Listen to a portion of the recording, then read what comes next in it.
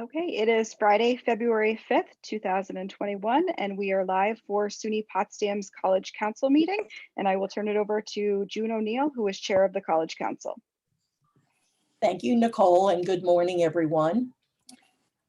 It's good to see you, even at a safe distance, a very safe distance. I'm going to call this meeting of the SUNY Potsdam College Council to order. The first item on our agenda, as always, is— Sorry to interrupt, but you have an appointment soon. Sorry, that was on mine. Sorry. Oh, I'm like, I don't think I have that enabled on my computer. Well, we don't want to hold you up from your appointment, Nicole, unless this is the appointment. So the minutes from our previous meeting were sent in their electronic packet to everyone. Thank you, Diane Marie. And so is there a motion to approve the minutes? Motion. I move they be submitted, approved as submitted. I'll Okay. second that. So motion by Harold, seconded by Steve. Well, that was Rich. Oh, I'm sorry. It's Oh, okay. where are you, Rich? I don't know. I don't see my picture over there, I but don't I'm either. here. Oh, wait. Let's see. I see HP. Oh, There there we you are. are. Okay. I'm having a bad hair day, so Oh, Sorry please. to interrupt, but plus you have I'm an in, appointment plus I'm soon. in quarantine. That's okay. Welcome to the club.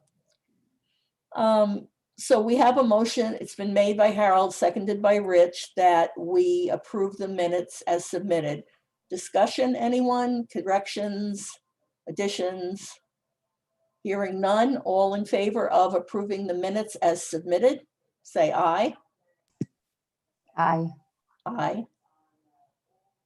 Any objections?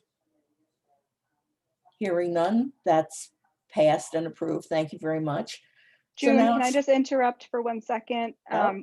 We have placed all members on mute just because there are some background reminders happening. So if you do want to speak, please just remember to unmute yourselves. Thanks. Okay, with that reminder, is there any discussion or amendments to the minutes that we just passed?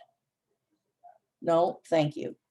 So now it's time for the chair's report, which I'm sure you'll be very sorry to hear will be brief. First of all, it's Friday, which is always a good thing, even in a pandemic. It is also the beginning of the spring semester at SUNY Potsdam and the first week of classes. And Blair Medore, as chair of the Faculty Senate, is once again with us and will be reporting later. So welcome back to the faculty who are teaching either hybrid or in person. And more important, welcome back to our students. This is a brave new world for everyone: faculty, staff, community, administrators, everybody. And one of the tangible things that we're seeing that affects the campus directly is that we have now begun testing all students every week, which is approximately 2,000 people in person. Now, today is, or this coming Monday, excuse me, will be a really big testing day. And I think that perhaps Eric will be talking about that during his report, but they have been still looking for volunteers to help with the registration and all the things that go into getting somebody from the desk to the shot. And this Monday in particular, because the students have not yet received their results, they can't volunteer this week to be an assist. So it's February 5th. This has been quite a week already. I think we all know Puxatawny Phil saw his shadow. Wait a minute, did he see it? No, he didn't see it. So it means 6 more weeks of basketball in a normal year. This year, it means 6 more weeks of what we have outside on the ground. It is also Wear Red for Women Day. So I'm doing it. Steve's doing it, sort of. And just to keep in mind that heart disease is still the #1 killer of women in this country. It's also Black History Month, and we'll be hearing more about that from Claudia and Harkham as we get further on in the program. There are lots of exciting things going on campus regarding the programming around Black History Month. You know, I think, that the chancellor was on campus. I lose track of the time, a week or so ago. And I was happy to be able to be there. It's the first time I've been on campus in a year. And we all, a very small group of us, were admittedly excited to see other people in person. So, you know, your standards change during a pandemic. But it was a good visit. And for those of you that didn't see the news, it's the first time that the chancellor has been on campus since he was a freshman living in Bowman West before he transferred to SUNY Albany. He was delighted to be here, as we were delighted to have him. And he'll be back again. So I'm going to close my report with 2 things. I recently was named to the Strategic Planning Committee for the Association of College Council Chairs and Trustees. And I want to say thank you again to everybody. I know it's kind of odd, you might get tired of hearing it, but this has been all hands on deck for just about a year now. And people get discouraged, including me, and tired, definitely including me. So we've just got to keep on keeping on and keep fighting this pandemic. I believe we will get through this. And if we continue to do the wonderful job that we're doing, we will look back and recognize that we are better for having had this experience. So thank you, everyone. That's the end of my report. And I will now turn it over to President Esterberg. Thank you, Chair O'Neill, and thank you all for being here this morning. It is a pretty gloomy Friday in January, but I am still so proud of the campus and so proud of the students and all that we have been able to do to keep our students, our faculty, staff, and community safe during this pandemic. As June mentioned, students did move in last week, and they are still quarantining as we go through a second round of testing. We are using a pooled saliva test. I can show you what it looks like. And in addition to testing all students every week, we're also testing all faculty and staff every week as well.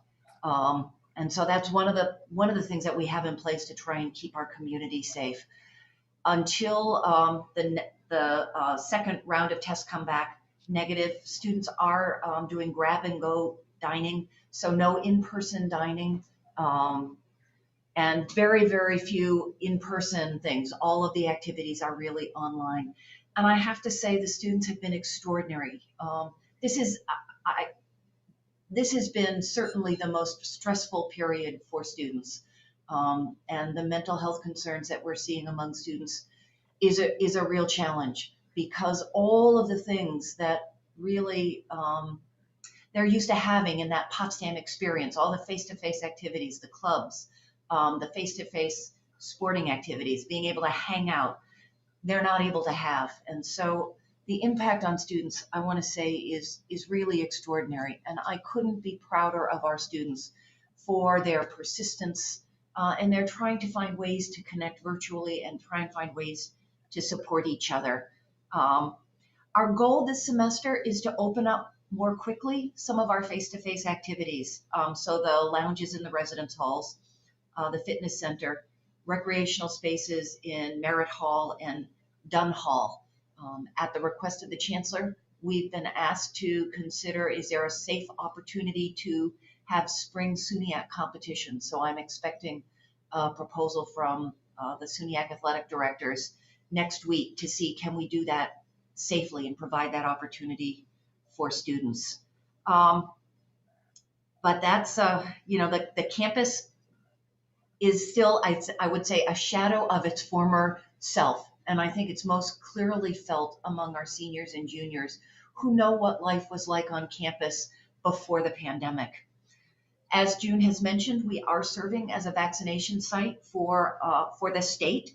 And thank you, Alex Hammond, for your service in overseeing the National Guard who are helping with that site. I think the goal is to ramp up from 500 or 600 vaccines a day to as many as 2,000. And Alex, I don't know if I heard potentially 3,000, but certainly 2,000.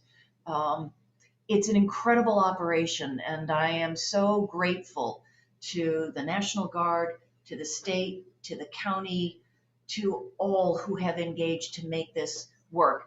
I will say, as an aside, I think both Blair Madore and I both had our second COVID vaccinations yesterday, and I don't believe Blair is going to be able to give his report today. I think it had quite an impact on him. He is listening in, and if he's able to give a report, he'll let us know, but I am not anticipating he'll be able to do that. But I want to share two stories from the vaccination site. And one, when I went over yesterday, I was able to get my vaccine from a SUNY Potsdam alum, class of 2015. He was a biology student and then went to Canton for his nursing degree. And it was really nice for him to be back in the field house, back on campus in a safe way. The other is a really special story. Alex called over to Nicole Femmel and said, there's somebody on our campus for her vaccine who hasn't been here since 1958.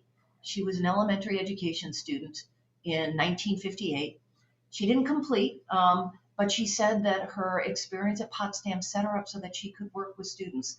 And I'm just grateful to Alex for calling over so that I could meet this couple that hadn't been on our campus for 62 years, and a few changes since then. I do want to note that the vaccination site does have an impact on our students, and especially our student athletes. We are working very hard to try and find alternative spaces for student recreation. So I think you're going to see things like Zumba classes in Dunn Hall, and other opportunities in Merritt Hall, so that we can try and make sure that students have safe places to recreate, where both the skating rink and the field house won't be available to students. So we're really working hard to try and create some alternative options, including an outdoor skating rink. We put the pad down and it froze, and then promptly got about 7 or 8 inches of snow on top of it. But finding safe opportunities for students for recreation is a critical priority for us this semester. As we all know, our North Country winters are long and cold, and we need to find some safe things for our students to do. Let me give an update on a couple of key searches. We are searching, as you know, for a permanent vice president for enrollment management. Ron Brown has been very capably serving as our interim. This search is being led by Sal Kenya, our VP for advancement. And I'm really pleased that the committee is in the process of interviewing 5 really outstanding candidates. And then they will come on campus for a larger interview process. So when there are opportunities for a community forum with the candidates who come on campus, we'll make sure that you get an invitation. But I am very, very pleased about the quality It was a small, but I think a very high quality pool of candidates. And I'm very confident that we'll have a good person stepping into that role. We are also searching for a chief diversity officer, and I want to express my deepest appreciation to Dr. Claudia Ford for serving as the interim. She is an extraordinary leader on our campus and has been able to really bring so much talent, skill, heart to bear on the interim role. I couldn't be more grateful. This search is being led by Dr. Woods and Dr. Galbraith. Because we needed to assess in a little bit more depth the job description, this being only the second chief diversity officer our campus has had, we're a little bit on a different time frame, but the pool is being developed as we speak. And I would just say, for those of you who have good network connections, I would encourage now's the time to apply. We'll be accepting applications for, I'm looking at Linnell and Gretchen for guidance, until the end of February. Is that correct? We start reviewing the mid part of February, but we certainly could keep looking at applications till the end, would gladly do so. Good, very good. Thank you. So again, it's a search that is really so critical to our campus, especially given the resurgence of racism that we have seen in our state, in our region, and in our nation over the last months. This is a very critical position for our campus, for our students and our faculty and staff. So those are searches. We will keep you posted, but I would encourage all college council members to participate in any of the open forums that we have with candidates, because you are a valuable member of our community and we would like you to be able to weigh in and meet these folks as well. I'm going to switch directions now to funding. We are, as you know, at our last meeting, we talked about CARES Act 1 funding. We were able to get $2 million out to students for emergency grants. We know that we're eligible for just a little bit over $7 million in what I'll call CARES Act 2 funding. We'll need to spend about the same, not about the same on direct student aid. And then about $5 million can be used for other purposes, including lost revenue. We're still waiting for state and federal guidance on what that means. But I look forward to being able to use money to support students very, very quickly, because the needs that students experience are still extraordinary. Our students have had all kinds of challenges. As you can see from our SGA Vice President, Kara Ramsaran, the challenges with internet, the challenges with technology, challenges with food insecurity, challenges with housing insecurity, challenges with job loss, transportation. Our students still have many, many, many needs, and that $2 million will go a ways towards helping with those needs. The state budget, for those of you who have been in the state arena for a long time, you know that between now and April, there'll be a lot of conversation around the state budget. So more on that probably at our next council meeting. But know that we are lobbying hard, and that our new chancellor, Jim Malatras, is working very, very hard to make sure that all of our SUNY campuses get our fair share in the midst of what is really a very difficult budget situation for the state. With that, what I would just encourage all of you to do is please keep engaged with the campus virtually. Dr. Ford and Mr. Harcum have developed an incredible array of Black History Month events.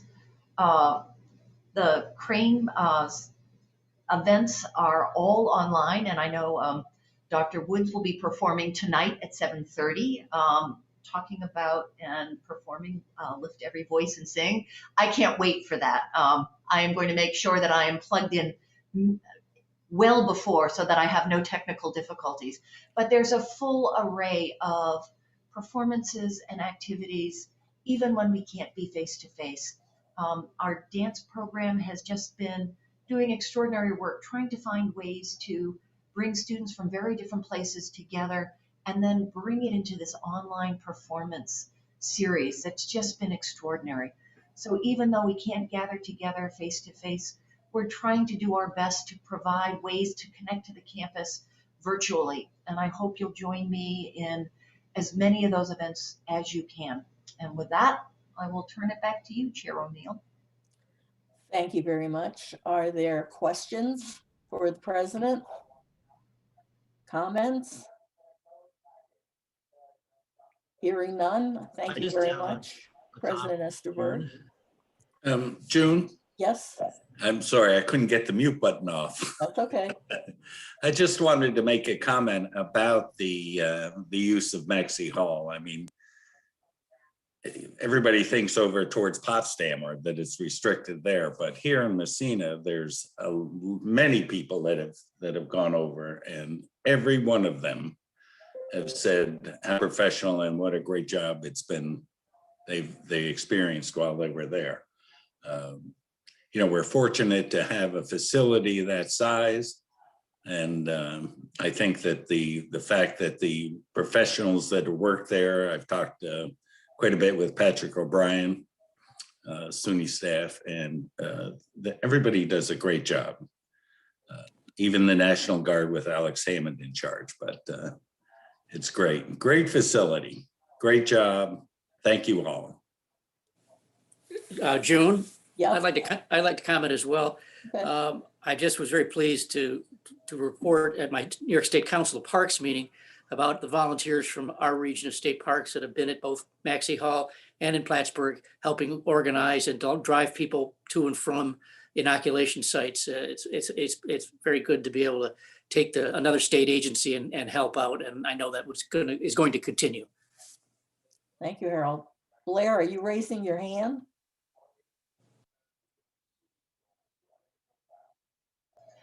That's just a clapping. Oh, okay, all right. They look somewhat similar.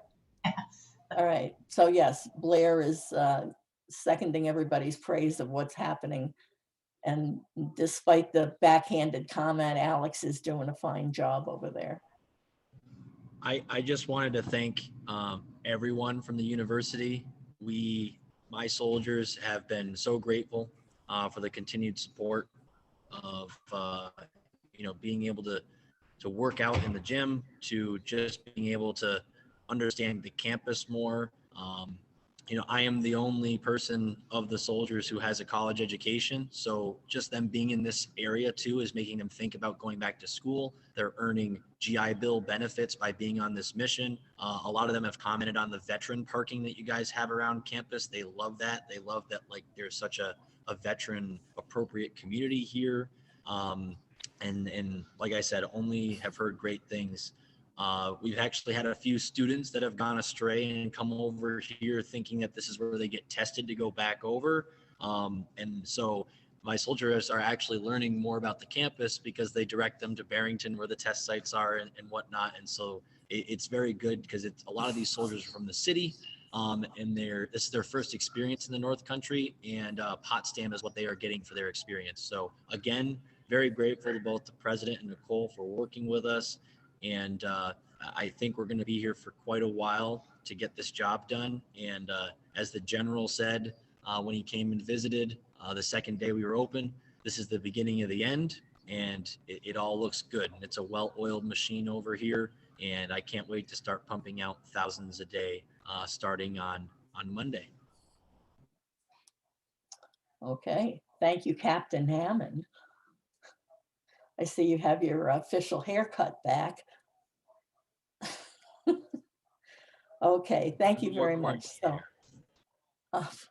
we've been talking a lot as usual about the students. So now it is my pleasure to introduce one of the students who I had the pleasure of meeting at the small gathering with the chancellor. So now I'm going to turn the program over to Jason Perigo, who is a senior and who had quite a conversation with the chancellor about their mutual music backgrounds and where it led them. So Jason's going to talk to us now about how the COVID-19 pandemic looks from a student point of view. So I'm going to turn it over to you, Jason. Thank you so much, June. As she just mentioned, I was privileged and honored to meet the Chancellor this past week, and I'm again privileged and honored to be talking to all of you today. This is an incredible opportunity. It was surreal to process. I've shared it with very few people because every time it's a little bit of a scream fest because it's an exciting opportunity to be able to talk to people and have our voices be heard. And because of that, I've done my best to take this as seriously as possible. And I've spoken with many students to get as broad and an accurate of a perspective as possible, including some surveys and many personal interviews. Like June just mentioned, I do have a bit of a musical background. In high school, I avidly played the saxophone, and in college, I have done my best to sing my heart out every chance that I have. I chose Potsdam because of Crane's presence, and it's been great as a non-major to still involve myself, and that just means that my own social network is a little bit broader than most people's, because as most of us are aware, there's a large disconnect between Crane and the rest of campus, and I've walked that line and crossed over that wall many times to the point where I've been mistaken for Crane students or for being a Crane student on a regular basis. And it's a beautiful opportunity to be able to talk in this forum. I recognize that changing students' quality of life is difficult, if not impossible right now. There are hard, unchanging reasons behind many of the factors that I'm about to describe, and I want to be the first to say that that's okay from a student perspective. There are so many things that we can't comprehend, things behind the scenes that we'd like to know, but we also will concede to. Myself and many others are more than willing to discuss these topics. I'm not the only person capable of having this discussion, and I wish that any and all of you reach out to other people, other students, other organizations to get more perspectives. The larger a picture we can paint, the better off we're going to be. My main goals today are to be transparent and real about how students are being affected, then propose some ideas to help. As President Esterberg mentioned, I'm a senior, so I was here when campus was booming. My freshman experience was walking through the Union, seeing so many tables, probably 4 to 5 of them were playing their own music at the loudest volume they possibly could. I think there was a contest between some of them to bring the biggest speaker so that they could shake the halls. It was a fun time. The campus was teeming with life. You'd walk into the Union outside the mailroom and you'd see all those banners hung up, bright, vibrant, teeming with life. And through my own few years, the Union closed. And that pass-through was no longer there, but that life wasn't there either. I ended up working for some of the organizations on campus, including Career Services. And I both had the experience of being able to table in the Union and table elsewhere on campus. And let me tell you, elsewhere on campus does not work very well. It was hard to see the campus turn that way. And it's very interesting now because I'm an RA and I work with the first year students, and the past 2 iterations of the first years don't know what the union's like. They've only known no union, and now the freshmen have known no in-person classes, or at least very few. It's interesting to be able to live with those people and see their perspectives and compare with my own freshman year, and then also talk about the people before myself. So I hope that I'm able to provide a vast understanding of what it's like to be at Potsdam during these times and how things differ. Typically, as an RA, you have about 30 students per RA. Those numbers are dwindling. A lot of people are leaving, and rightfully so. And that makes being an RA stressful because we're enforcing more regulations as time goes on. There's so many things that we have to be careful of. And as a staff, we try to stick together. That's an intrinsic part of being an RA, is that you're sharing that experience with somebody else, if not a larger group of people. And there's less and less opportunities to do that. And it's hard to get that recharge from the people that you care about when they're so close in proximity, yet unattainable. For living on campus, you're limited to who you live with, which in some people's case can be no one. Right now, we can't sit and eat together. The social aspect of our residence halls are right now useless. We're hoping that they can open. Last semester, it took a long time for that to happen. And first years have a really hard time meeting people, let alone pursuing a friendship with them. And as I'm sure you're all aware, there are people that you met your freshman, sophomore, junior, and senior year that have become lifelong friends. And it's difficult to watch them go through that experience without those intrinsic aspects of college. For off-campus students, there's not a whole lot of support. If you have a friend on campus, it's hard to see each other. I know many people with significant others are restricted to committing to their relationships in their car, sitting in a parking lot, because that's the only place that they can get away with it. And it's interesting saying that as an RA, but I'm going to be real with you all and say that those who are determined will find a workaround. And it's very difficult to regulate that human behavior. And it's difficult to enforce some of the aspects because we want to provide a human experience. And sometimes there's a conflict of interest there. Eating on campus is difficult. There's limited hours and some places obviously have closed. Right now, there is zero reason to walk over to Becky's place because there's no place to eat. So if you want to have cold food when you get back to your dorm room, be my guest, but I don't know of anybody that's been willing to do that.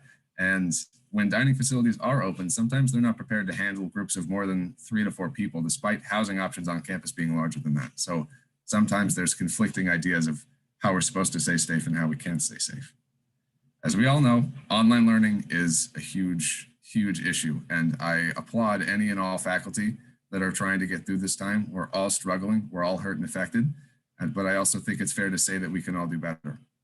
My goal is not to throw stones. I was asked to provide a student perspective, and it's just hard on students to sit on Zoom all day. It's so draining, and our capacity to perform is lowering, and our ability to be productive is lowering, and our ability to be recharged is low. It's very hard on us, and it's hard when a lot of the professors, and this is not everybody, a lot of the professors are focusing a higher emphasis on teaching yourself material. And while I am all for the idea of students taking initiative with their learning, sometimes distance learning is becoming a bit of an oxymoron because we're not taking these things to heart. We're just trying to get by, and it's a very hard situation for all of us. For technology, some of you might think that with the generational gap, professors are the only ones struggling with technology. I can assure you that is not the issue. Students now more than ever need to be technologically equipped to keep up with the times. And there's a huge variance in knowledge from students who don't know what an internet browser is to those who have built their own computers. I think that there should be some resources for technological literacy of all levels, both for students and faculty. And while the CARES Act has helped some students, there are so many others who need more funding to buy something that can genuinely and reliably get them through an education and the rest of their college experience. So it's great to hear that there's going to be more funding with that, because I know that's something I applied for and wasn't able to receive. And I spread the word to all of my friends to try and see what they can get. And while some of them did receive funding, a lot of them returned empty-handed. In terms of a social life, campus life is doing a great job trying to provide fun events for the student body, but the nature of online events is a download spiral. Few students show up to a Zoom without the incentive of a craft, gift card, weighted blanket, credit to the college store, or the wonderful performance of Dr. Linnell Woods. That type of event used to be complemented by genuine social interaction, but there isn't a comparable way to do that over Zoom. Events should definitely continue, but it's important to recognize that many show up trying to get that reward and leave empty-handed, if not worse than they came because they're still lonely and feel like they wasted their time. I think it's really important to, as quickly as possible, try to have some type of venue where small groups can sign out a room and do a paint and sip, or any type of in-person event where they're able to see each other. I don't care if I'm 50 feet apart from my friends. I don't care if we're yelling at each other from opposite ends of the field house. We want to be in the same room. We want to be able to talk to each other. We want to be able to feel each other's presence. And as amazing as it is to be in this opportunity with all of you, it would be so much better in real life. We all know that. Professional opportunities are very difficult right now. A lot of students are left as sitting ducks. And while there are resources available through the Lougheed Center for Applied Learning and Career Services, a lot of them don't know that. And it would be important, especially for some alumni, to be reminded of those resources and to be shown those things. A lot of them are sitting at home and they're continuing to struggle without a lot of support.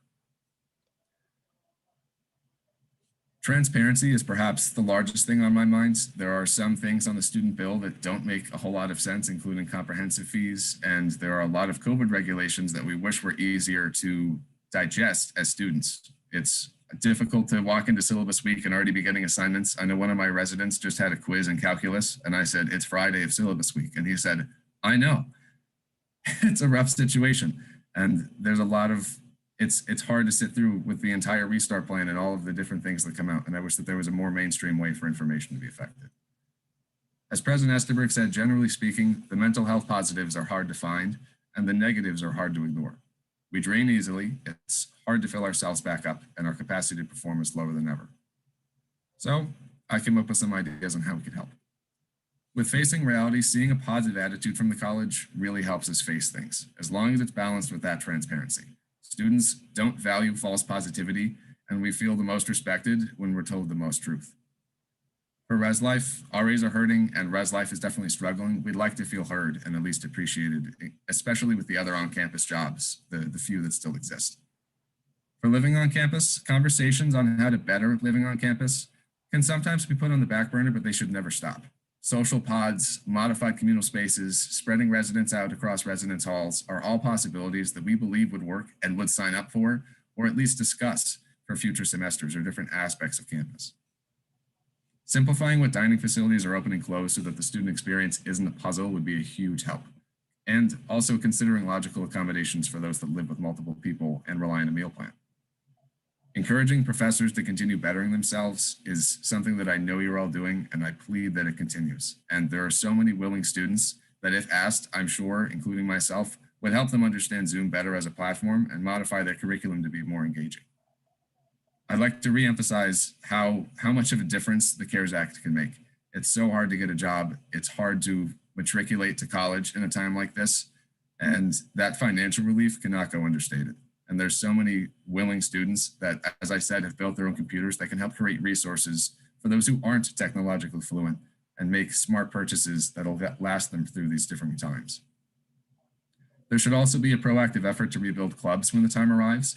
The union is new to half the student population now, and it's a great place to start thinking about how it can be different and better in the future. We're having a similar initiative within Residence Life where we're trying to revamp our RA offices because they're now locked so that when the time comes, they're better than ever. They're more equipped than ever. They're less messy. They're more mainstream. We're trying to do some spring cleaning this semester, and I'm heading that project and very excited to say that. For our social life, please continue with the current event type structure. I'm so excited. It was wonderful to look through all of the Black History Month activities and everything going on for the rest of the semester. I'm going to reemphasize we're more willing to bring a few friends to a paint and sip in real life than do it over Zoom with 30 others. As I said, this is not a comprehensive list, but I'd like to thank you all again for giving me the time to speak and voice more than my own voice. I did not raise my hand to shake a fist, but to paint a picture of what student life is right now and what might be done to help. Thank you all. Thank you very much, Jason. We appreciate your time and your thought and your effort and your commitment to helping us move forward. Are there questions or comments for Jason? Yeah, I would just like to say thank you, Jason. I know this was difficult and I know how hard it's been. And I'm just grateful for your willingness to engage and help us think about what are the things that we can do better, because we know we want to keep doing better for students. So thank you so much, Jason. I am really looking forward to continuing to work with you on some of the things that we can in fact fix, even though there are some things we can't. There's a lot in there that we can. So thank you. Other questions, comments? Yes, I'd like to take the moment, Jason, and just for full transparency, Jason and I know one another, and I'd like to say thank you for all the kind things that you said about Crane, and I do have a question. It always bothers me to hear that there's a wall between Crane and the rest of the campus, and at some point I'd love to discuss some ways with you or any other students in order to sort of break that barrier just a little. I know in COVID it's very difficult. And I know the Crane schedule is very challenging, but I do wish to address it in my time as dean. And so I look forward to hearing anything that you might be able to offer to help that happen. And I just want one point of clarification. Syllabus week was the first time I'd ever heard that term. And so even as a professor, I wasn't quite sure what that means. And so the expectation for students, and I don't mean to put you on the spot, so is the expectation of students that there are no quizzes or exams during that first week? Because I'm sure there's work going to happen in that first week. And so just a little clarity on that. Yeah, syllabus week is most often, it's not to say like an easy breezy. For some people, it just happens to be, but the main objective is to be acquainted with the course and just start learning and taking in information, and to be quizzed so early, especially when you just got to campus, you just are stuck in your room. There's no place to walk unless you want to walk through the campus. Definitely not like no one's, well, some people are looking for freebies, let's be honest. I'm not. But yes, syllabus week is typically a lighter, easier week, and quizzes are rare and definitely unappreciated by some students, but that's not to say that it's a freebie. Thank you for that. Thank you. Not a problem. And I'm beyond excited to talk more about breaking down that wall, because I've dedicated most of my time at Potsdam to break down that wall. Okay, thank you, Jason and Linnell. In the vein of transparency, I'm sure many of you don't know that once upon a time, I was a Crane student. And the notion of the isolationism of Crane versus the rest of the campus was sadly alive and well in 1963 when I appeared as a freshman. So it's ongoing, and we continue to work on it. I mean, it was one of the major things that happened in the not too distant past was when they opened the cafeteria in Crane. You know, some people thought it was wonderful. Other people thought it was a further divide between Crane and the rest of the campus. So there are pros and cons to everything, but there's no con to your report, Jason, and your willingness to step up, Linnell. So we really appreciate it. Next, we're going to hear from Eric Dershura, who is the Interim Dean of Students. Boy, timing is everything, Eric. You picked a great time to be the Interim Dean of Students, but now he's going to talk to us about COVID-19 and what the on-pause criteria are. Good morning, everyone, and thank you, June. So one of my many roles on campus is to work with our emergency team on campus. It's called our Emergency Resource Response Group. It has a number of people from key departments to help us manage campus emergencies. This group is entering its 11th month straight of basically weekly meetings and preparing, responding, reacting, and trying to be proactive to the COVID pandemic. One of our recent charges was to take a look at what criteria the campus might use if we were to become in a situation that we might need to take a short pause, like 2 weeks, or potentially consider a longer hiatus from in-person classes and activities. And so the group has come up with a number of criteria that we have that we would use as part of our decision-making in that process. So the first is to take a look at staffing levels, especially in key offices that we consider essential services. We certainly need to make sure that we have enough staff to be able to function. So for example, in university police, minimum staffing would be 2 officers and a dispatcher. They would be working basically on and off 12-hour shifts, but we could make that work with 2 officers. Now that it's cold in wintertime, we have to have 24-hour coverage in our heating plant. So I certainly won't go office to office, but if we do have any of those essential service areas that get hit by either COVID or staff have to quarantine because of close contacts, then that would be one of the criteria that we would need to take a look at to consider a pause. The second is the number of our isolation and quarantine beds that we have available in the residence halls.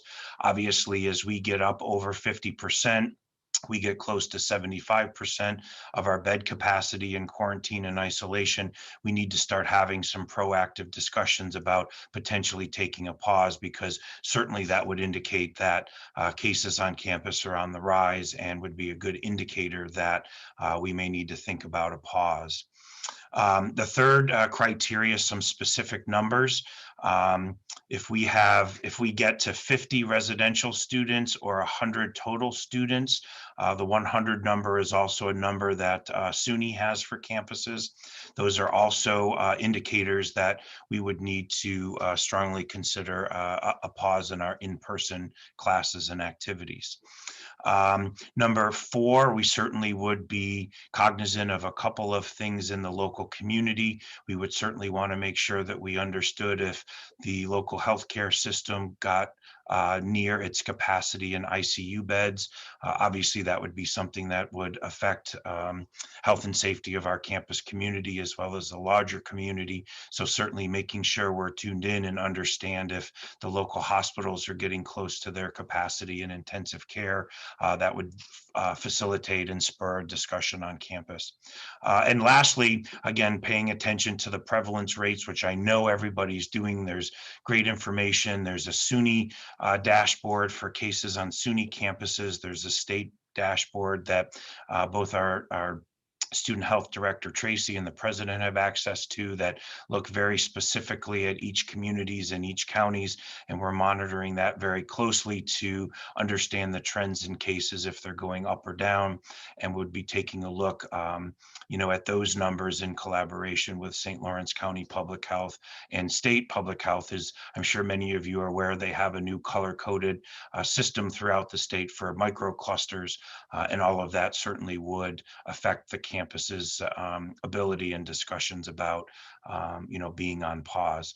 Related to the staffing issue, we certainly have a plan in place to work with our colleagues across the associated colleges, that if our campus got hit particularly hard, as I said, let's say in the heating plant, because you have to have certain types of certifications in order to staff that and monitor, one of our plans would be to work out to our other campuses up here and see if they may have some staff that might assist us in temporarily staffing those facilities so we didn't have to go on pause. And so those are the criteria that we've come up with, and that the campus is using. I can say, through our opening testing, we have done testing on and off for almost 10 days straight now as students have come back. I'm pleased to report that our positive student pools have only been at 6 thus far. We still have some pending testing results back, but that's a really small number and a really good number that continues our trend of low cases that we had in the fall. And so we're certainly, for students involved in testing positive or those that ended up in quarantine as a result, certainly are working with them. I know me personally, I expected that number to be a lot higher. So I'm pleased that thus far, the great work of our students and our employees to mitigate circumstances and keep themselves protected and healthy thus far is being shown in our testing results. As Chair O'Neill mentioned, we do have another testing day on Monday the 8th, which we're cautiously optimistic will continue that same trend. And then once we get those negative results back and understand them, then our plan is to resume in-person activities, in-person classes on the 15th of February. If we do unfortunately have a significant uptick in cases, then we would certainly have to then revisit and potentially delay the start of in-person in classes beyond the 15th. But thus far, things look good. And as President Esterberg mentioned, we do have a plan in place to ease some of the restrictions that we had in the fall sooner than later, to include fitness center, open rec, things in the residence halls, considering opening the pool, to get at a number of the comments that Jason made about making sure that we have more things for students to do in person, face to face, as we can safely do for the students this fall. It really is a conundrum because we know what we did in the fall worked, but we also know that students felt really isolated, felt unengaged, had significant increases in mental health challenges. And so it really is a challenge finding that balance between the safety response involved in COVID, but making sure that we have engaging activities.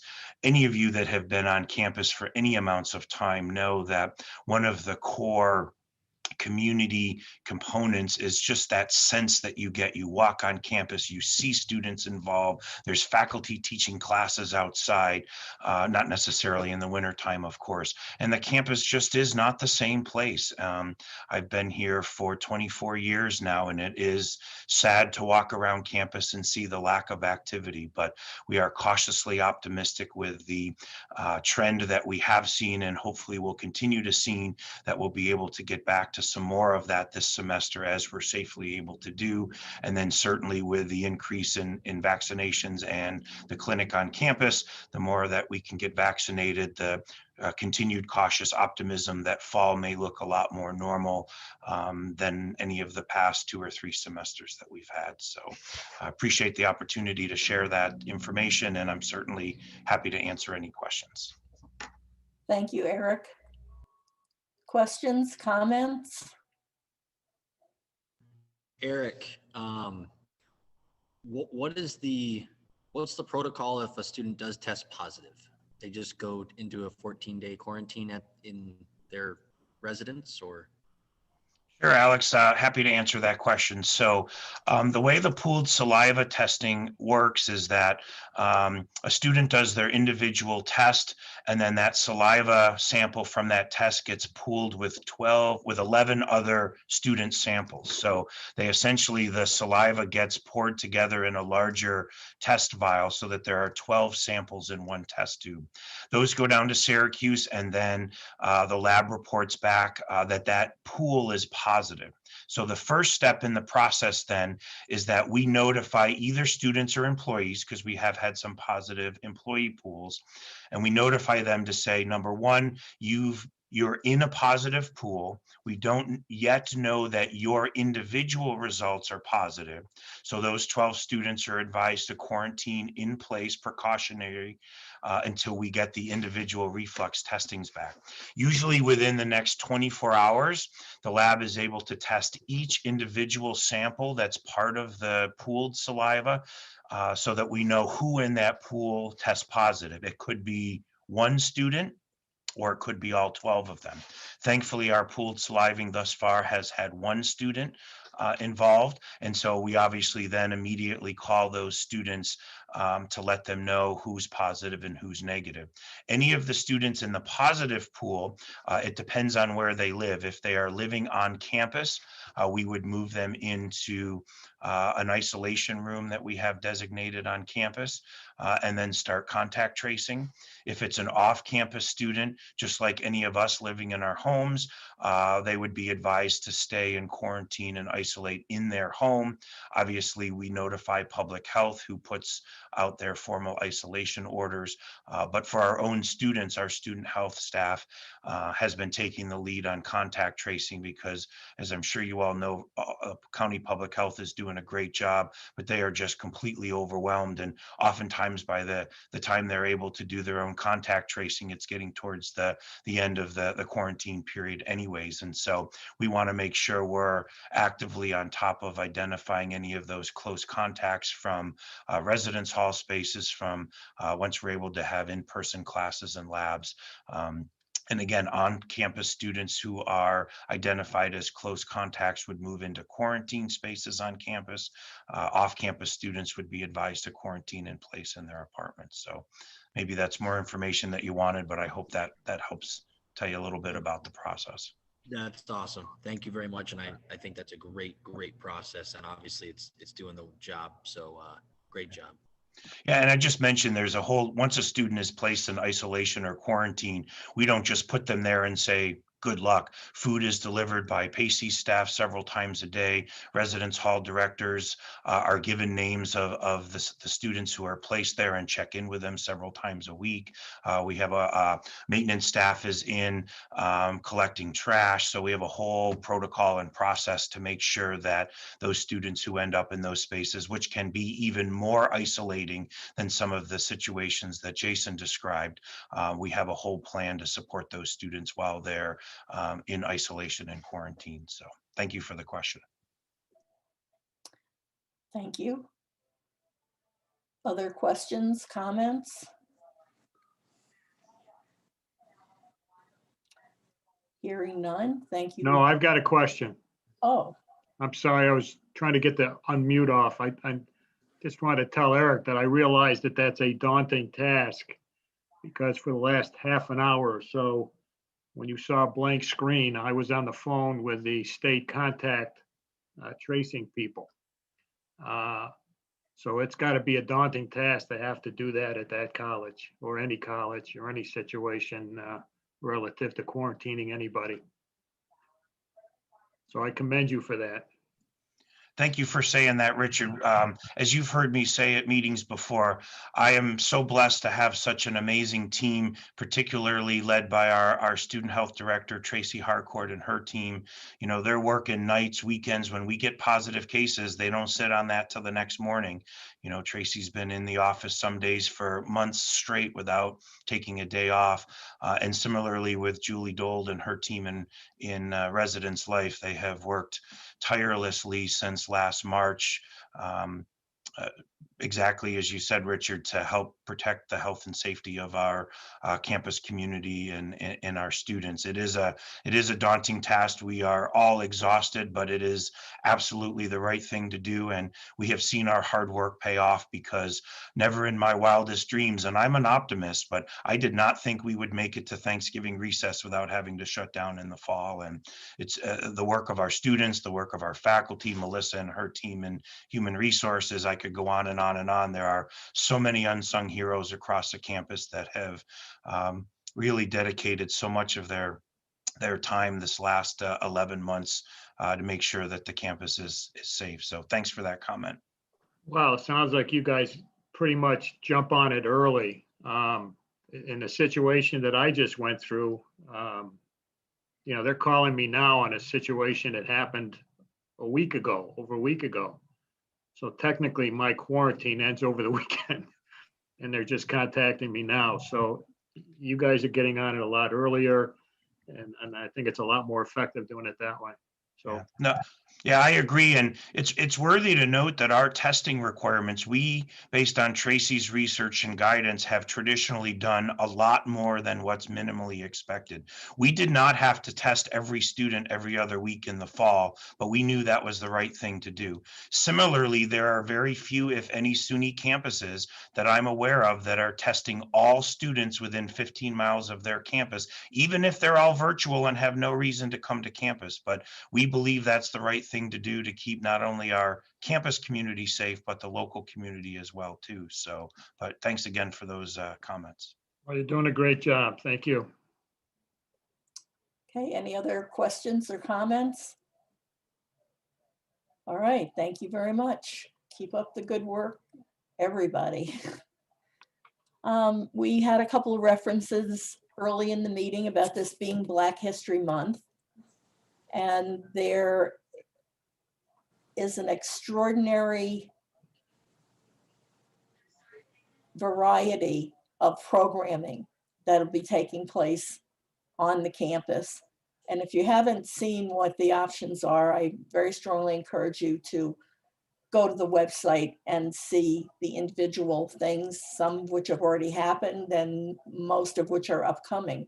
So I'm now going to turn the floor over to Dr. Claudia Ford, who you know is our Interim Chief Diversity Officer, and also Dr. Clifton Harcum, who is the Director of the Center the Center for Diversity. And Clifton, do you live in Saranac Lake? Yes. Okay, so he's a local boy. All right, Claudia and Clifton, the floor is yours. Thank you so much, Chair O'Neill. I also want to say thank you to President Esterberg for those kind remarks. Captain Hammond, thank you for your service, and to all of the men and women who serve with you. And Jason, I'm absolutely humbled by your humility and your transparency and your realistically positive attitude and your leadership. And I just cannot thank you enough for your remarks, and we'll take them certainly to heart and action. So thank you for that. I will have a report later, but what I would like to say about Black History Month is Black History Month is American History Month. It's a celebration of Black excellence, but it's a celebration of American excellence. And I'm really pleased, as Eric said, we have a great team in the Division for Diversity. And I'm pleased to say that this is an initiative of Mr. Harcum, who has really put this together, run with it, gotten a team together. And so I'd really like to turn this over to Cliff to talk about what has happened and what is happening. So thank you for that. Cliff? All right. Well, good morning. Before I begin, I wanted to recognize several of my colleagues on this call who've been very instrumental in actually getting an entire campus together. Dr. Esterberg, Dr. Ford, Dr. Woods, and Dr. Medora, they've been very supportive behind this effort. I began planning in November, and end of October, November, I proposed some of the ideas to Blair, and he was on board immediately and spoke to my other colleagues, and they've been amazing to work with on this initiative, which is a campus-wide effort, and it really shows their commitment and support to our Black students here on campus. So I would just provide a quick overview. So we hosted our kickoff event on February the 1st. We had the founder and president of the Great Blacks in Wax Museum provide a presentation on being literate and being free. It was a great program. We had over 50 people attend that event.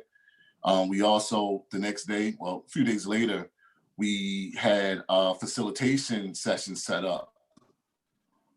Due to, right now, it's crucial in America, it's a lot of tension. We have racial, political, it's just a lot of things going on. So we wanted to create a space for our students to be able to express themselves and provide an outlet for their, just to kind of see where they are for their mental and overall well-being. That went really well. And we have a lot of events coming up. Our calendar is pretty stacked.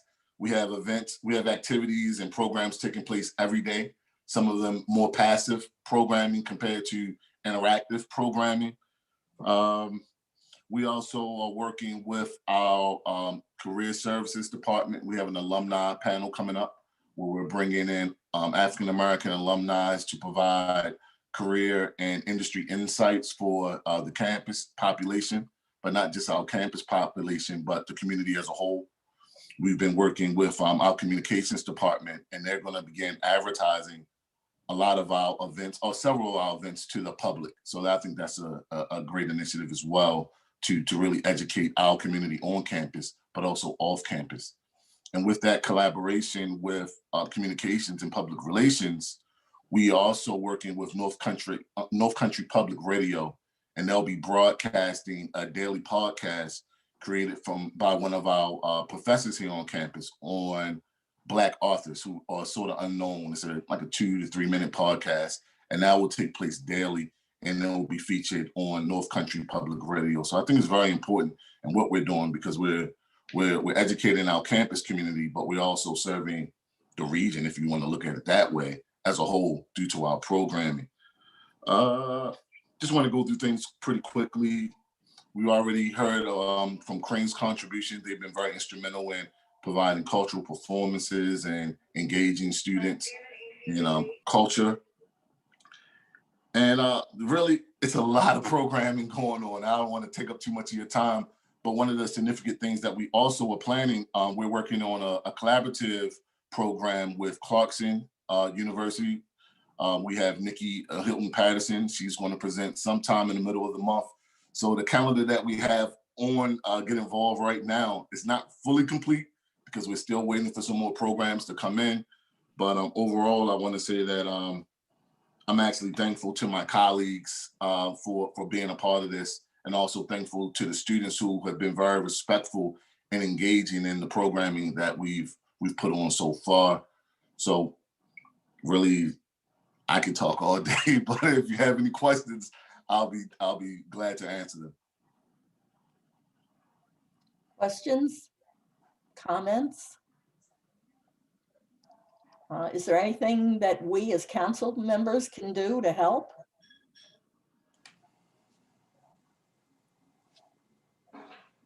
I would say, please come to the events.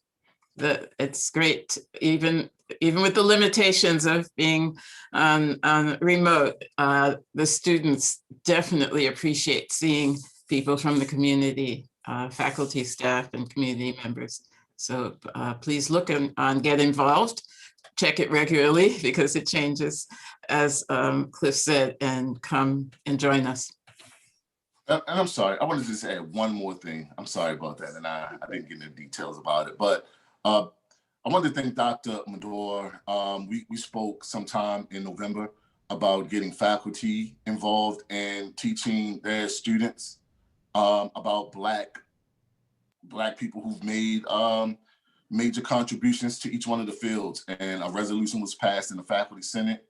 And now we have multiple faculty members, including a lot of rich information into their course syllabus to provide education for all students on campus within the classroom. So that's one of those passive things that we're doing, which really makes this a very comprehensive initiative.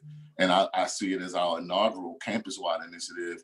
And hopefully in the future, we continue to grow and build and make better this opportunity. So thank you. Thank you. I would just like to commend Mr. Harcum for his extraordinary creativity in developing programming and bringing in regional partners. He has just really transformed the level of programming that we're able to offer, and I couldn't be more grateful. So I hope you will join the campus in some of these events, because the kinds of programming that he's bringing to campus, we just haven't had before. And it really is a testament to his creativity and his hard work and his willingness to reach out to his connections and collaborations to bring it to the North Country. Other questions, comments? Congratulations. Yeah, absolutely. Yes, we really appreciate the time and effort. And it's great to see you both. And hopefully we will have the opportunity to participate in one or more of your programs. They look very interesting. So thank you both very much. And next on the agenda is the reports. The first is from Blair, but the president already expressed that Blair is not going to be able to do the report, but you did receive his report in your council packet. And if you would like to look at it or look at it after this is over, page 10 of your packet is where you'll find it. Next, we'll move on to Dr. Bergeron to give us the academic affairs report. Thank you, June. And of course, I won't reread the report that's in the packet, and the three deans are here if anyone has any specific questions about anything that's going on within the three schools. I also want to add my congratulations and welcome to Dr. Woods for joining our administrative academic team. It's wonderful to have him on board. Also, so that you are aware, if you're not already, Jill Perrin, my associate provost, and who was also the interim dean of the Crane School of Music, had left to take a provost job at IU South Bend. So that's why we have done a little bit of shuffling.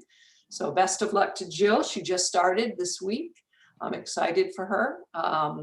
But this is also exciting because it does give a chance for Linnell to join leadership, and I couldn't be more thrilled with that.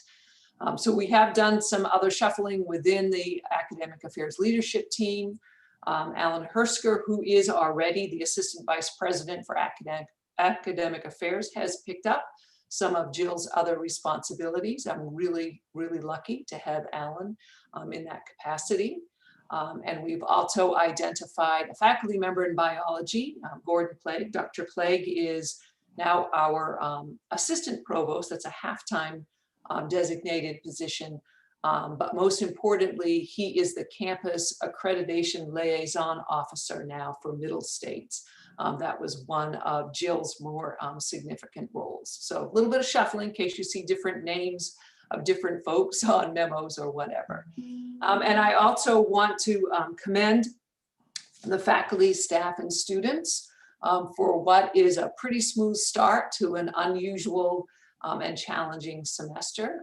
I know that there are a lot of issues always that will need to continue to be considered and worked out, but this is a global pandemic within a national fiscal crisis and social justice crisis. So this is all really complicated, but the dedication and the focus of the faculty, staff, and students is humbling, and I'm really lucky to be part of such an amazing team here at SUNY Potsdam. So if you have any questions, I'd be happy to field them, or more importantly, to toss them to the appropriate deans. Okay, here's your chance. Betty said she'd take all the easy questions and the deans will take the rest. That's exactly what I meant, yes. But I must say that it's really nice to see the deans on the call, or excuse me, in the meeting. It's been a while, I think, since we've had all three deans. So we appreciate you being here today. Questions? Okay, well, we're on your side, so you know how to reach us. And just call your attention to the chat that Blair put in the chat, that he's listening and he's happy to take any questions that you'd like to send them via email. So if you haven't been paying attention to the chat, now you know that you can get a hold of Blair. Any other questions, discussion before we move on? Hearing none, okay. Next, we're going to Keith Kaplan for the Business Affairs Report. Thank you very much, Madam Chair. And I just wanted to, my report really kind of covers most of the ground. I do want to make one update that I'm happy to make, and that is in the first paragraph, I make reference to the state and local aid lack of federal progress, and some progress was made this morning. The Senate did pass the version of the relief bill that includes state and local aid. So that is an important linchpin of the executive budget proposal that hopefully this continues progressing through the Congress and to the President. Other than that, I'm here for your questions. Okay, the floor is open for questions. Comments? So we're still waiting for federal guidance on assuming that money comes through on what it can and cannot be used for. Is that correct? That is correct. And as the President made mention of the things that was said in what we have seen surging, because frankly, that is the most serious. Our financial situation, the reduction of enrollment and the reduction, these things have had a tremendously adverse impact on our campus's finances, because the expenses really, for the most part, do not go away when the students aren't there. So we are very much looking forward to getting this guidance, and we do expect it shortly, but we also understand Secretary of Education was just installed, and I'm sure there's a lot of, there's going to be some delay, some administrative delay that results from the changeover that's going on right now in Washington. Okay, thank you. Other questions, comments? If not, we're all anxiously awaiting word from Washington and also to see how things end up at the state level. I mean, the executive budget looks pretty good, but it's a long time between now and April 1st. And there will be lots of discussion and lots of back and forth and lots of changes. So fingers crossed. And if there's anything that we can do to help, you know, President Esterberg and everybody, just, that's why we're here. So don't forget to reach out. Thank you very much, Keith. And now it's Melissa's turn to give us the administrative update. I'm sure Melissa has been overwhelmed with COVID on top of everything else. Yes, and my updates are related to COVID. So I wanted to highlight two things that I had in my report. First is that our Director of Environmental Health and Safety, Patrick O'Brien, is working as the, and I want to make sure I get this right, Logistics Chief and Safety Officer at the vaccine site over in the field house. So he has been spending lots of time in Maxey Hall the past few weeks assisting with that process. And then also we have made two significant changes to employee COVID testing. As President Esterberg stated, we are testing all employees each week now, but we've also moved to a self-administration process. So employees can administer the test themselves, drop it off at a drop box during designated hours, which has really allowed for a lot more flexibility for our very busy faculty and staff. So if anybody has any questions, I can take those. Floor is open. No. If not, thank you to you and your team. Thank you. We appreciate it.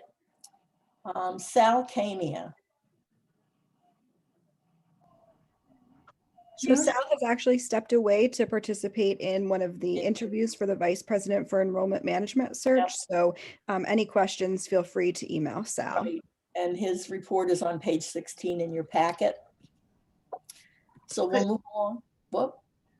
June, could I just point out an extraordinary gift that the college received, a $1.2 million gift committed to student travel. And that will allow students who don't have their own financial resources to be able to study away. And so I just wanted to highlight that the advancement team has just been doing an extraordinary job continuing to bring in gifts and have been very successfully bringing in gifts, even though they're not able to travel much or to see many donors face to face. So I hope you'll read his report and feel gratified at the gifts that keep coming in, and especially the really generous gift of the Stradlings. Okay, thank you. Now we'll move on to Ron Brown to give us the news on enrollment management. Thank you, Madam Chair, and good morning, everybody. I wish that I could tell you that things are rosy and that we are expecting enrollment growth in our new student numbers for next year, but I can't do that, and you all know the reason. I'm not going to read, the whole report.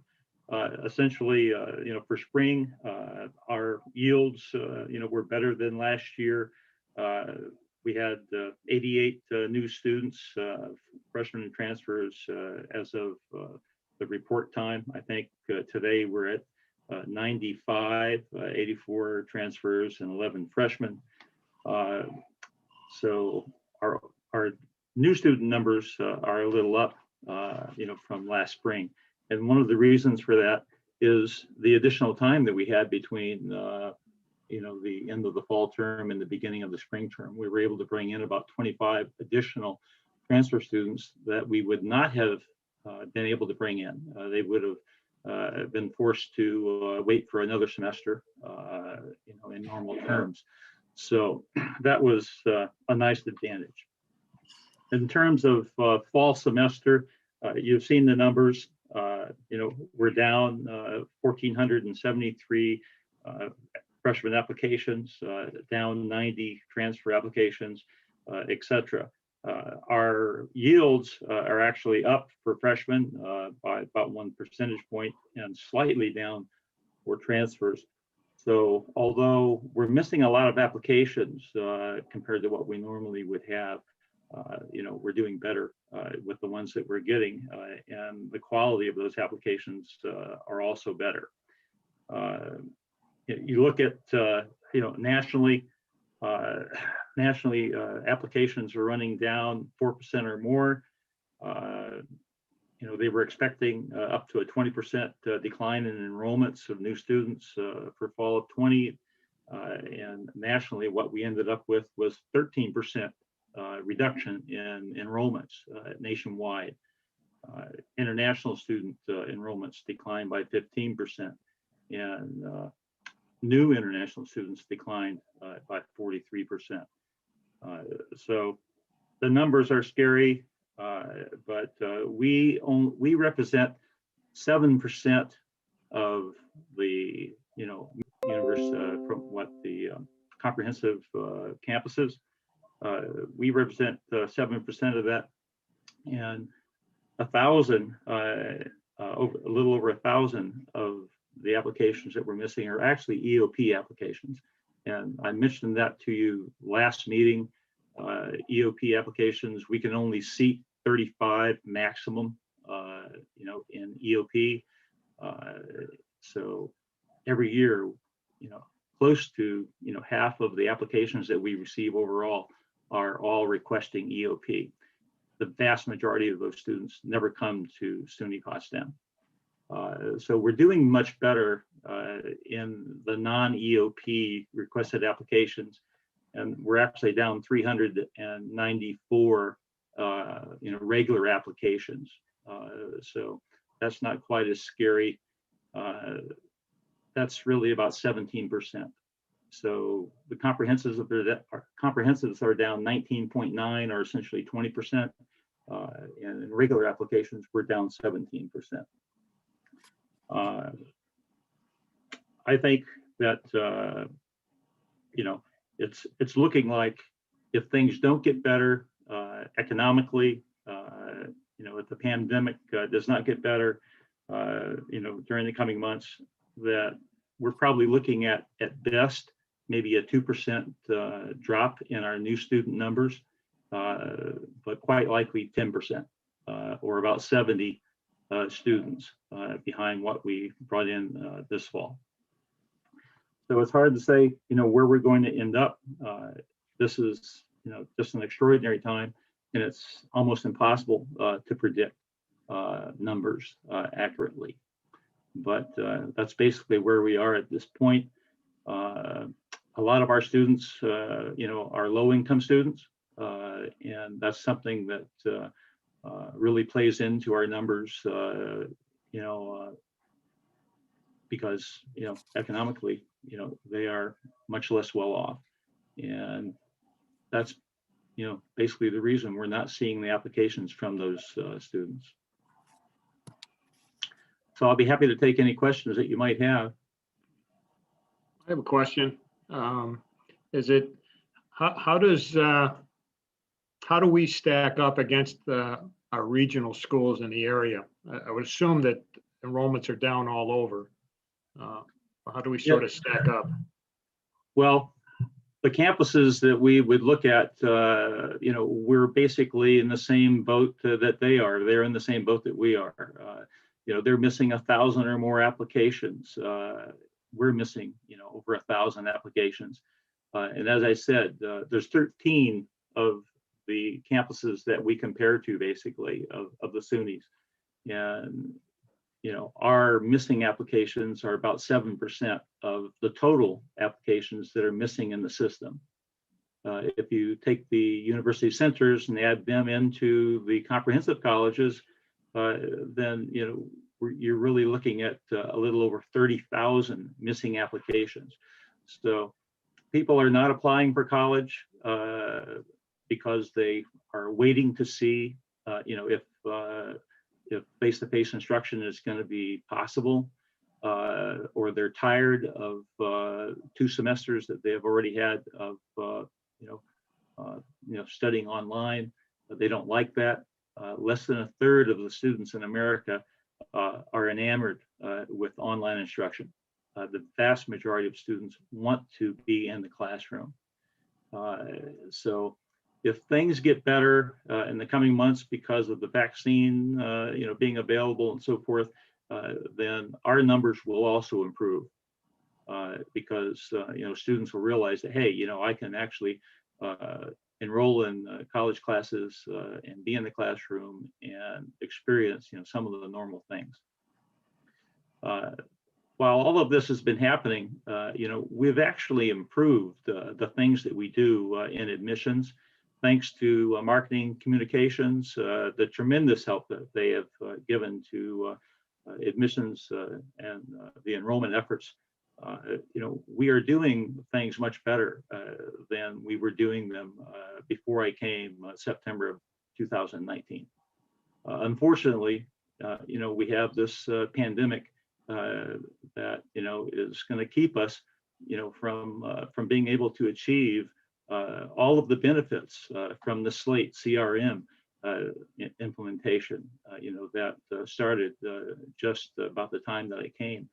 And is in full swing. Communications has built a lot of communication plans for us. We're communicating with students much better. Our admissions recruiters are texting. They're doing everything that we would want them to do. They're working on all cylinders. We have 5 to 7 admissions officers in the admissions office every day. We're one of the few campuses who are actually entertaining campus visitors, students being able to come and take a look at the campus. So there's so much positive that's being somewhat overshadowed, by the negative numbers that we're seeing nationally, regionally, and locally. Thank you. Other questions, comments? And I assume that the council can continue to contribute by pointing students in our direction. That would be great. Okay, thank you, Ron. You would. Now back to Eric to give us the student affairs report. Which can be much shorter because my all testing all the time comments have already been made, but I can add a couple of things. I believe Jason had already mentioned our student union is reopened, which we are thrilled about after an 18-month HVAC project. That building is now up and running, and we have been able to debut it because we're now doing student testing out of the union. Again, as Jason mentioned, our first year students and our sophomore students, in most cases, other than maybe an admissions tour, have not yet been in that building. So we're thrilled to have that space back open for student use. And again, once we get to the 15th, to be able to use it for in-person activities. That's terrific. President Esterberg already made some comments about athletics. As she mentioned, the SUNYAC is at the Chancellor's request, working on a plan for spring sports that are not considered high risk. So we're particularly looking at track and field, softball, and men's and women's lacrosse to begin competitions. They will have rigid safety protocols that are in line with NCAA guidelines and SUNYAC. So we look forward to the possibility of safely being able to start some competitions back. Just want to make a brief comment about the vaccine clinic and using Maxi. Obviously, obviously we're thrilled to be a host for that. You know, originally we did not think the impact was going to be on the ice arena. We learned recently that part of the clinic was going to need to continue to be in the ice arena.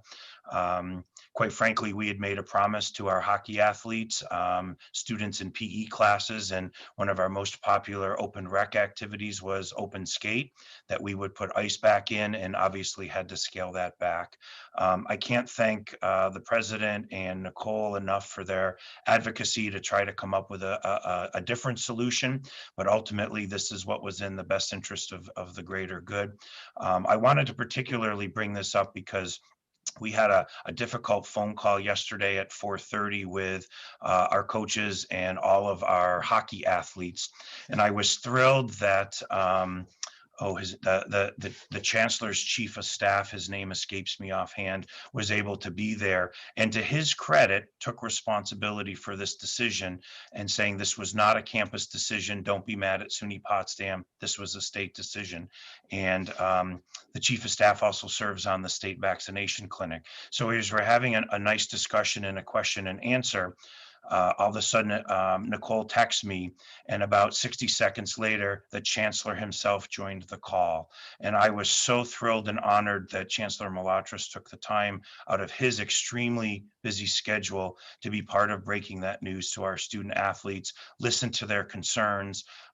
It really was impressive that he would take the time, and he certainly walks the walk with students being at the focus of what he does. So I thought that was worthy of mentioning to College Council. We were thrilled to have him part of that call. Didn't make the news any less difficult for our student hockey players and athletes, but we are actively working on solutions for them to be able to still skate at either the local municipal arena or perhaps even at Clarkson. And I know there's been lots of great mention to activity and the great things that are being planned as part of Black History Month. We also are in the middle of our Winterfest, which is virtual planning, which our Campus Life team puts together. Some of the Black History Month activities are part of that. There's a great array of Winterfest activities. As I regularly plug, please go to the website, get involved. You can search by cultural activities, et cetera, et cetera. You can search by Winterfest and see there's a lot of great activities, including, and it's unfortunate that Sal's not here, there's a lot of alumni initiated events that are part of Winterfest, where alumni are leading conversations with students on various topics. So it's really neat to see that partnership. So I think I can leave my remarks there and let the rest of my report stand, and I'd be happy to answer any questions. Thank you, Eric. Other questions? And I want to say thanks to the president and also Eric. I know that call yesterday must have been very difficult. And I also know that the president doesn't go back on her promises, but this came from higher up the food chain this time. And it's a significant sacrifice on the part of the students and the coaches and the fans. So if you have opportunity to interact with any of those people, I hope you would express our appreciation for their contribution and their service to this enormous effort. I will be sure to do that, June. Thank you. Yeah, and tell, Mark and the hockey coaches, and it's a big deal. I know, being the grandmother of a student athlete who has yet to play a lacrosse game in just about a year. It's challenging, it's difficult. It's another stress on the students and also on their mental health and their social activities. And it's a big hit all the way around, but it's necessary. It's for the greater good, and it does not go unnoticed or unappreciated. So thank you. Thanks, June. And we all know how calm hockey parents are. Oh, God, yes. And I can say that as a hockey parent myself from the past, that of all the teams to have this happen to, but we are certainly will invite further conversations with the parents as well too. Hopefully they will share that same understanding. So. just a little bit of humor for a difficult situation. Yes, definitely.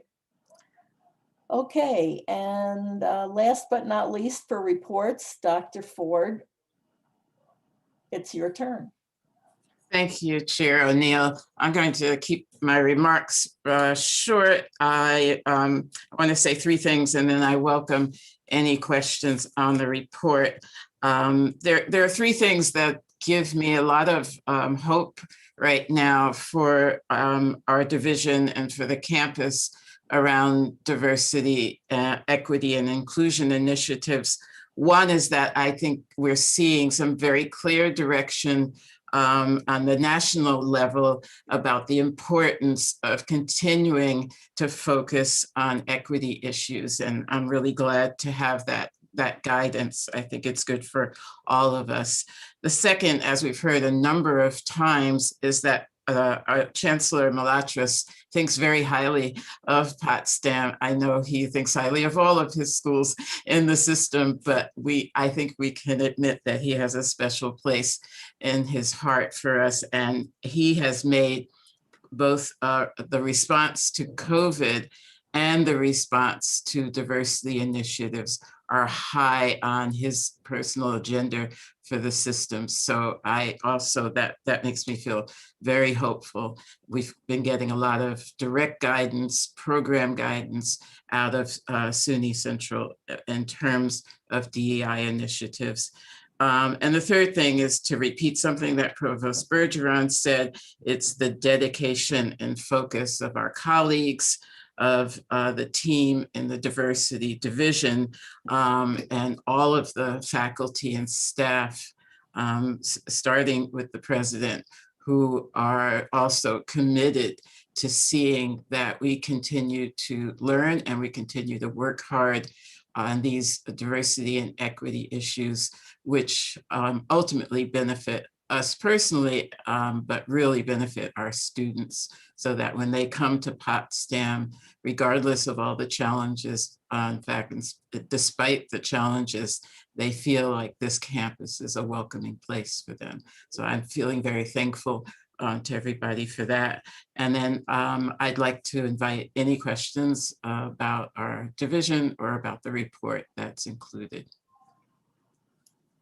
Thank you, Dr. Ford. Questions, comments? I'd just like to say thank you again for stepping up to be the interim head of the division. I know it was unexpected and sudden, and we're very thankful that you did that, and we're delighted to have you as part of the team. Thank you for that, Chair O'Neill. I appreciate that. If there's, again, anything that we can do as council members, you know how to find us, and we're available. Any other questions or comments? Just a note that when Eric was talking about the Chancellor's Chief of Staff, it's Aaron Glad, and he and I used to work together along with the Chancellor and his communications director. We all worked for the governor together. And Aaron, you might want to tell Clifton that Aaron, I believe, is also from Saranac Lake. So they'll have some kind of a connection that way as well. That's great to know. Thank you for that. Any other questions or comments for Dr. Ford? Hearing none, we're going to move on to old business. Now, that's not a reference to anybody's age. So if you have any old business that we need to bring up, I'm not aware of any. Okay, hearing none, we'll move on to new business. Is there any new business to be brought up before the council at this time? June, this is not new business, but I neglected to make an announcement during my remarks, and maybe I could do that now. I just want to say we lost two really significant emeriti faculty very recently. Peg Minotti, who is I just think of her as a force of nature. She was described by Mona Vroman as one of the grand dames of Crane, and her loss is her loss is really a significant one. And also Dr. Richard Del Giudice, who I think has affected more students who've gone on to law and public service than possibly any other. And so we mourn the loss of those two extraordinary people and wanted to let the council members know if they weren't already aware. Thank you. Our next meeting is going to be on April 16th, which technically is the day after tax day, although we don't know if those tax filing things are going to be delayed like everything else. You know, as the chancellor said when he was here, COVID keeps throwing us curveballs and we keep managing to hit them. So we don't know about graduation yet because we don't know what's going to happen. We have our fingers crossed and toes crossed and eyes crossed and everything. We'll be continuing to be optimistic, hearing all the great things that are happening on campus, despite the challenges and the curveballs that keep coming. Is there any other new business? If not, I would invite the council members to submit any suggestions that they may have for topics or presentations that they would like to see at the April meeting. And if there's nothing else to come before the council, I would entertain a motion to adjourn the meeting. So moved. Second.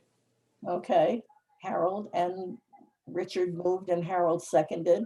Any discussion about adjourning the meeting? Hearing none, all those in favor? Oh, Molly, did you want to say something? Oh, no.